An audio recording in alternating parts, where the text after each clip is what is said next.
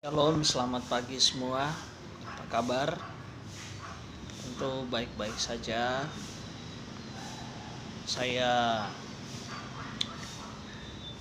Pendeta Muda Poldi Manopo, Sarjana Hukum. Dan pada pagi hari ini sebelum kita melanjutkan aktivitas kita masing-masing, saya ingin agar supaya kita sama-sama mempelajari dan merenungkan firman Tuhan pada pagi hari ini, dan kiranya firman Tuhan pada pagi hari ini menjadi inspirasi untuk kita melangkah sepanjang hari ini agar supaya kita seperti firman Tuhan katakan kepada Yosua, bertindaklah hati-hati. Dalam keadaan zaman sekarang ini, kita tentunya tidak boleh sembarangan bertindak. Semua harus dipikirkan baik-baik. Apa yang akan kita lakukan, kita harus berpikir secara jernih. Itu sebabnya kita perlu begitu bangun pagi kita berdoa. Kita meminta pertolongan Tuhan. Dan tentunya kita perlu dibekali oleh firman Tuhan sebagai landasan atau sebagai fondasi kita menjalani sepanjang hari ini. Baik, saya pada pagi hari ini merenungkan firman Tuhan dalam kitab Kejadian pasal 20 ayat 1 sampai ayat yang ke-19. Kejadian pasal 20 ayat 1 sampai ayatnya yang ke-19. Saya mengambil satu intisari dalam pasal 20 mulai dari ayat 1 sampai ayat 19. Di sana diceritakan bahwa Abraham ketika bersama-sama dengan istrinya atau Sarah, istri Abraham, mereka masuk ke salah satu daerah, yaitu di daerah Gerar. Nah, daerah Gerar ini adalah satu wilayah kekuasaan, yang satu wilayah kekuasaan atau satu kerajaan. Karena zaman dahulu itu daerah Gerar itu wilayahnya itu sangat, Gerar ini satu wilayah yang cukup besar. Mungkin kalau sekarang ini mungkin seperti Malaysia, ya, kerajaan Malaysia, atau mungkin ya seperti kalau di mana di Arab Saudi itu ada namanya raja Arab. Nah, atau seperti di Qatar gitu kan, punya sistem pemerintahan. Nah, di Gerar juga seperti itu. Jadi di Gerar itu dia punya pemerintahan, dia punya kerajaan yang dipimpin yang bernama Abimelek. Nah, pada saat Abraham dan Sarah istrinya memasuki daerah Gerar, mereka datang sebagai orang asing, sebagai pendatang di tempat itu. Dan pada saat itu ketika Sarah itu bertemu dengan Abimelek, nah rupa-rupanya Abraham mungkin karena dia takut, mungkin dia takut jangan-jangan karena dia sebagai orang asing, datang sebagai orang asing, maka Abraham dia ingin menyelamatkan dirinya dan Sarah istrinya. Dan pada waktu itu saya tidak katakan bahwa Abraham berdusta kepada Raja Abimelek. Abraham pada saat itu, karena budaya di zaman Abraham dulu itu istri itu bisa dijadikan sebagai jaminan atau garanti. Jadi maksudnya supaya Abraham dan Sarah itu aman di negeri itu, ada perlindungan, proteksi. Nah, budaya di zaman itu memang jika seseorang yang memiliki ekonomi yang mapan, apalagi dia seorang pemimpin, dia boleh mengambil istri orang untuk, maksudnya karena menghidupi istri orang, tapi dengan jaminannya dia akan istri orang ini dia akan ambil, tapi ekonomi dari suaminya dia akan jaminkan gitu. Jadi terjamin gitu. Jadi kalau memang tidak mampu untuk menghidupi, ya si orang kaya ini itu di zaman dahulu akan mengambil istri orang ini untuk menghidupi. Jadi jaminannya itu istrinya. Itu budaya di zaman dahulu kala. Itu budaya di Palestina pada saat daerah-daerah dataran Palestina, daerah-daerah Timur Tengah seperti itu. Nah, jadi pada saat itu Abimelek punya niat baik untuk mengambil istri Abraham, yaitu Sarah, menjadi istrinya Abimelek. Maksud dari Abimelek, karena dia seorang raja penguasa, dia lihat Abraham dan Sarah ini ekonomi mereka itu ekonomi susah, tidak punya apa-apa dan menjadi pendatang. Mungkin saja Abimelek punya rasa belas kasihan, jadi dia ambil istri dari Abraham untuk menjadi istrinya agar dia dapat menghidupi Abraham. Cuma berarti supaya Abraham ekonomi itu terjamin. Nah, Abraham juga berpikir seperti sama, punya timbal balik. Abraham juga berpikir, kalau istri saya serahkan kepada Raja Abimelek, maka saya ini aman.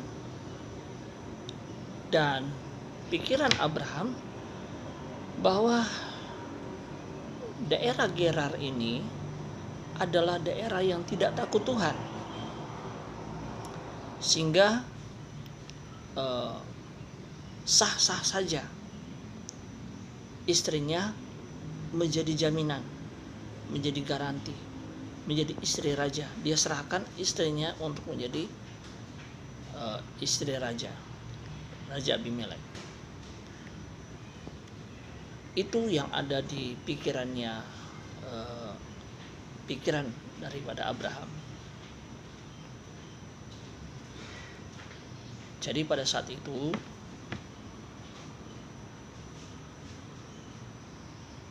Abimelek berpikir bahwa dia akan mengambil Sarah dengan maksud untuk menolong Abraham. Itu sebetulnya maksudnya. Namun Tuhan tidak menyukai tindakan daripada Abraham. Dan pada waktu malam Tuhan berbicara kepada Abimelek. Tuhan berbicara kepada Abimelek dalam sebuah mimpi bahwa Abimelek harus kembalikan Sarah kepada Abraham, karena dia adalah seorang nabi Tetapi jika Abimelek tidak kembalikan Sarah kepada Abraham, Tuhan katakan, tentulah kamu akan mati.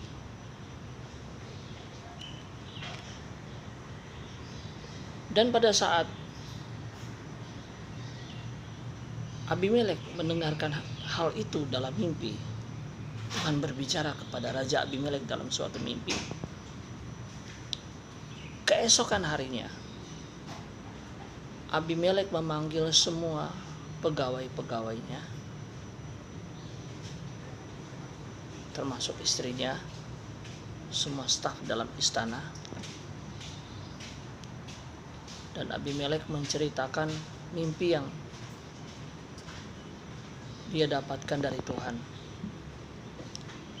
Nah, ketika Abimelek menceritakan kepada pegawai-pegawainya, pegawai istana, bahwa Tuhan katakan bahwa jika Abimelek tidak kembalikan Sarah kepada Abraham,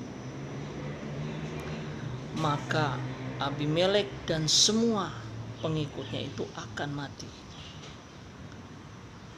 Mendengar hal itu, dalam kitab Kejadian ini menulis bahwa, Kejadian pasal 20 menulis bahwa semua pegawai-pegawai istana itu merasa takut mendengar kejadian yang dialami oleh Abimelek ketika Tuhan berbicara kepada Abimelek dalam sebuah mimpi. Maka Raja Abimelek mendatangi Abraham. Abimelek berkata kepada Abraham,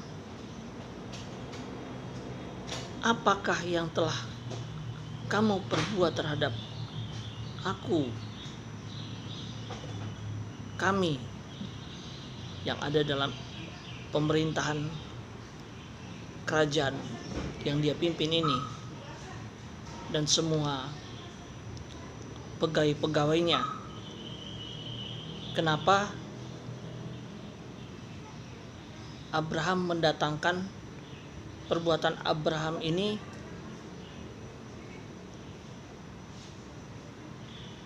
menimpa kerajaan dari pemerintahan Abimelek? Dan Abraham berkata bahwa saya pikir bahwa negeri ini tidak takut kepada Tuhan, sehingga dia bisa melakukan ini, menyerahkan istrinya kepada Abimelek agar supaya dia aman. Istri dan Abraham itu aman di negeri Gerar di mana mereka tinggal. Jadi sebetulnya maksud dari Abraham supaya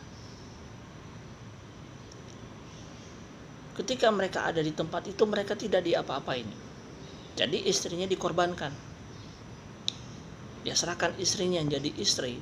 Jadi dalam bahasa dulu itu disebut gundik atau piaraan. Itu memang budaya di zaman itu, ya, itu budaya di daerah Timur Tengah, budaya yang berlaku di Timur Tengah pada zaman itu. Karena yang saya katakan tadi, karena Abraham ini tidak punya apa-apa, dia menyerahkan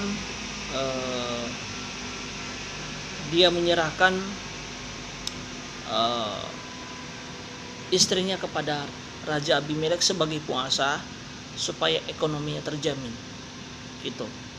Ekonominya terjamin, keamanannya terjamin. Itu maksudnya, gitu kan. Karena memang di zaman dahulu orang yang punya kemampuan secara finansial itu dia bisa punya gundik-gundik, bisa punya istri 10, 12, 20 sampai punya 1000 istri. itu budaya yang berlaku di Timur Tengah pada zaman itu. Nah, jadi pada saat Raja Abimelek berkata seperti itu, ini jawaban dari Abraham seperti itu. Dan pada akhirnya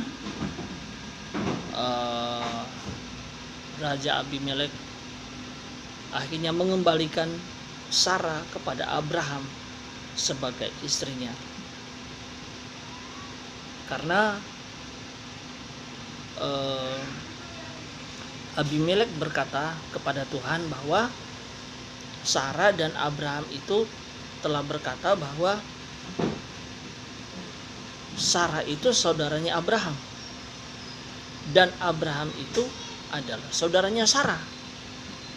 Jadi dalam hal ini Abimelek merasa bahwa dia seperti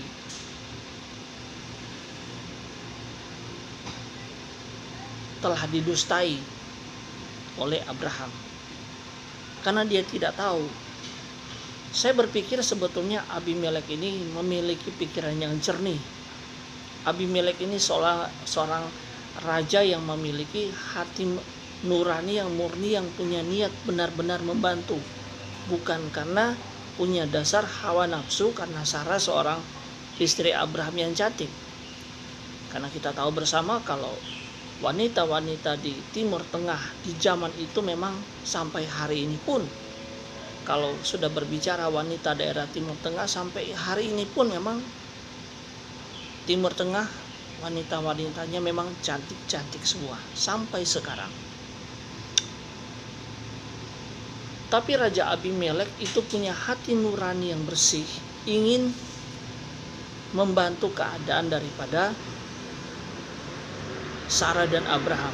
Tapi salahnya dari Abimelek, dia ingin menjadikan Sarah sebagai istrinya, sebagai gundiknya.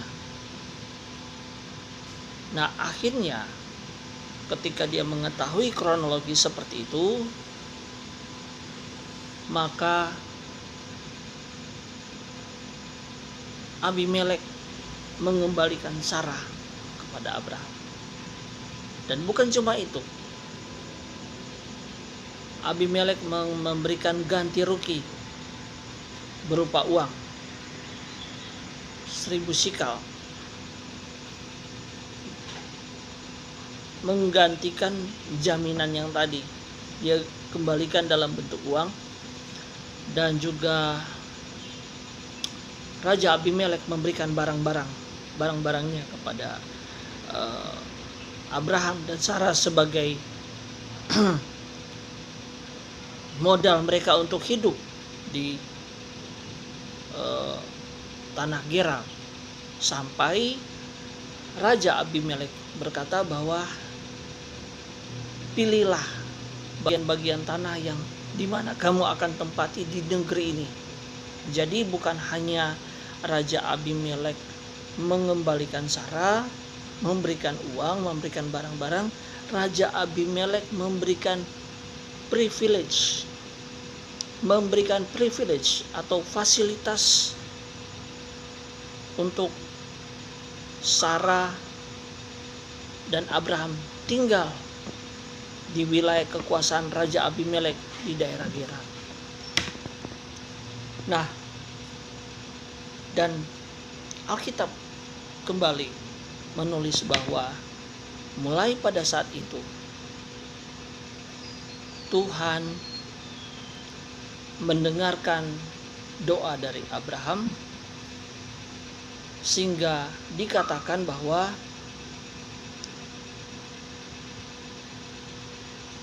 penyakit yang diderita di dalam pemerintahan istana para pembantu-pembantu istana, mulai pada saat itu mereka sembuh dari sakit mereka. Mulai saat itu mereka sembuh dari penyakit mereka. Dan pada saat itu Dan pada saat itu, dalam kitab Kejadian pasal 20 ini menjelaskan, mulai pada saat itu kandungan istri dari Raja Abimelek Tuhan buka. Karena pada saat itu ternyata istri dari Raja Abimelek itu mandul, tidak punya keturunan. Tapi pada saat Abimelek kembalikan semuanya, kembalikan Sarah kepada Abraham, kembalikan kerugian berbentuk barang, memberikan privilege, fasilitas tempat tinggal di daerah kekuasaan kerajaan Raja Abimelek. Dan pada saat itu Raja Abimelek memberikan tempat mereka, fasilitas mereka tinggal. Saat itu kandungan dari istri Abimelek itu terbuka, dan penyakit yang ada di dalam kerajaan Raja Abimelek itu disembuhkan oleh Tuhan. Dan di sini kita melihat bahwa jika kita punya hati nurani yang baik, kita mengakui kesalahan kita, kita berdamai dengan Tuhan, maka Tuhan akan menjawab doa kita. Bahkan apa yang tidak pernah kita minta, Tuhan berikan. Karena di sini jelas dikatakan bahwa Abimelek tidak pernah berkata kepada Abraham, tidak pernah curhat kepada Abraham bahwa istri saya mandul. Tapi ketika Abraham berdoa kepada Tuhan, maka pada saat itu terbukalah kemandulan dari istri Abimelek itu menjadi sembuh, dan kandungannya terbuka dan dapat memperoleh keturunan. Bukan hanya di situ, Tuhan sembuhkan penyakit mereka, sakit penyakit yang ada di daerah Gerar dan sakit penyakit yang melanda daerah itu, termasuk dalam istananya Raja Abimelek. Padahal dia tidak pernah meminta, tapi Tuhan menjawab doa-doa dari kerinduan daripada. Saya tahu bahwa Raja Abimelek punya kerinduan agar mereka memiliki keturunan, tetapi Tuhan tahu isi hati kita. Tanpa saudara minta, Tuhan berikan. Karena Tuhan yang lebih tahu persoalan hidup saudara. Tidak usah saudara cerita ke orang lain. Tapi kalau sudah berbuat yang benar, saudara jujur di hadapan Tuhan, saudara terbuka di hadapan Tuhan, mengakui kesalahan saudara, tidak ada yang saudara tutupi lagi. Tuhan tahu sebetulnya, tapi Tuhan ingin saudara melakukan pengakuan di hadapan Tuhan. Ada pengakuan yang saudara harus lakukan, yang harus saudara akui. Maka jika saudara mengaku, firman Tuhan berkata, jika saudara mengaku dosa saudara, maka Dia setia dan adil akan mengampuni dosa saudara. Tanpa saudara minta, Tuhan berikan. Karena Tuhan lebih tahu kebutuhan saudara. Tidak usah minta. Yang penting hidup saudara dengan Tuhan itu baik. Saudara berdamai dengan Tuhan. Akui saudara punya kesalahan. Jangan ada kesombongan. Jangan ada akar pahit. Jangan ada keangkuhan. Selama saudara masih memakai ego saudara, selama saudara itu egois, menang sendiri, Tuhan tidak bisa bantu. Saudara harus tanggalkan saudara punya ego, saudara bisa merendah di hadapan Tuhan. Karena firman Tuhan berkata, Tuhan menyukai orang yang rendah hati. Kenapa Tuhan menyukai Daud? Karena Daud orangnya rendah hati. Dan Daud orangnya terbuka. Daud mengakui kesalahannya. Ketika Daud itu ingin mengambil istri orang, ketika Daud mengambil istri orang, maka ketika Daud mengakui kesalahannya kepada Nabi Nathan, maka pada saat itu Daud dipulihkan. Kita perlu mengakui kesalahan kita, perlu introspeksi ke dalam. Kita jangan suka menuding orang lain. Kita jangan suka menuduh orang lain. Lihat diri sendiri. Firman Tuhan katakan dalam Injil Matius, sebelum engkau mencungkil balok mata saudaramu, cungkil dulu balok mata diri sendiri. Kalau saudara menuduh, menjudge, menghakimi orang lain, saudara lihat, berkaca pada diri sendiri. Apakah diri saya ini sudah benar di hadapan Tuhan atau belum? Check and recheck diri sendiri. Terlalu banyak orang Kristen suka menghakimi, merasa diri benar, tapi dia tidak lihat diri dia sendiri.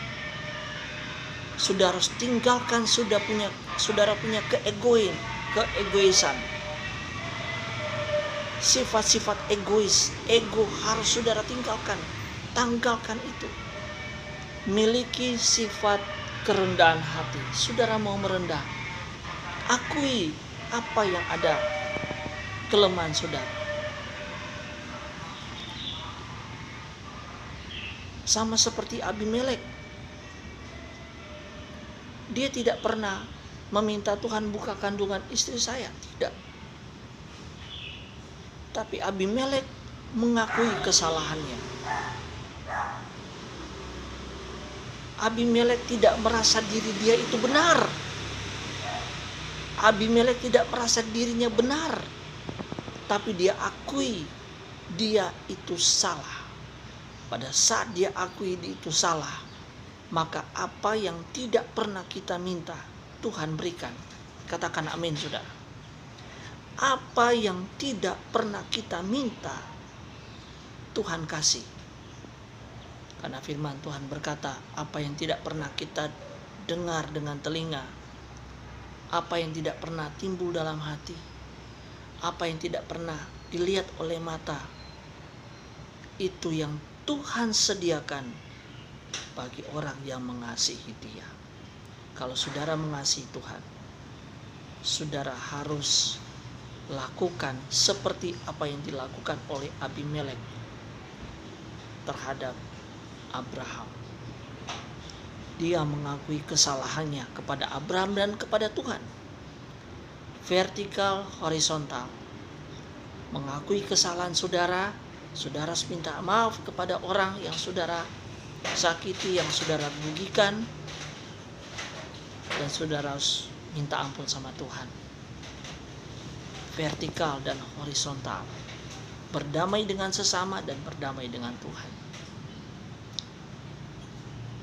Itu tandanya saudara mengasihi Tuhan. Kalau saudara berkata mengasihi Tuhan, saudara setia beribadah, tapi saudara masih membenci saudaramu, saudara masih suka menjelek-jelekan orang, saudara masih suka menuduh-nuduh orang, saudara sudah berdusta terhadap Tuhan dan berdusta kepada diri sendiri. Saudara harus bertobat. Saudara harus bertobat. Miliki kerendahan hati. Kalau saudara mengasihi Tuhan, kasihilah Tuhan Allahmu dengan segenap hatimu, dengan segenap jiwamu, dengan segenap kekuatanmu, dan dengan segenap akal budimu. Yesus pernah berkata kepada Petrus sampai 3 kali, "Petrus, apakah engkau mengasihi aku?" Petrus katakan, "Ya Tuhan, aku mengasihi engkau." 3 kali Yesus bertanya. Kenapa sampai biasanya orang kalau sudah bertanya sampai 3 kali itu ada sesuatu. Bukan tidak percaya, tapi ingin meyakinkan benar-benar apa Petrus betul-betul mengasihi Tuhan. Tuhan ingin kasih Tuhan itu keluar dari dalam hati, dan kasih Tuhan itu harus dilakukan dalam hidup sehari-hari. Kalau saudara mengasihi Tuhan, kasih saudara itu tercermin dalam hidup sehari-hari. Kasih agape. Saudara harus mengasihi saudaramu, mengasihi orang di sekelilingmu dengan kasih Tuhan. Saudara punya rendah hati, harus bisa mengalah dalam bahasa sekarang. Kalau saudara bisa mengalah, firman Tuhan berkata bahwa orang yang sabar melebihi seorang pahlawan. Kita harus mengalah, kita harus mengalahkan kejahatan dengan kebaikan. Kalau orang kasih batu, kita balas dengan kapas. Jangan batu dibalas dengan batu. Kalau orang lempar besi, kita balas dengan kapas, dengan kasih Kristus. Haleluya. Kiranya firman Tuhan pada pagi hari ini bisa memberkati saudara semua. Kita bukan hanya mendengar, lakukan firman Tuhan agar nama Tuhan dipermuliakan. Haleluya. Terima kasih. Tuhan memberkati kita semua. Shalom.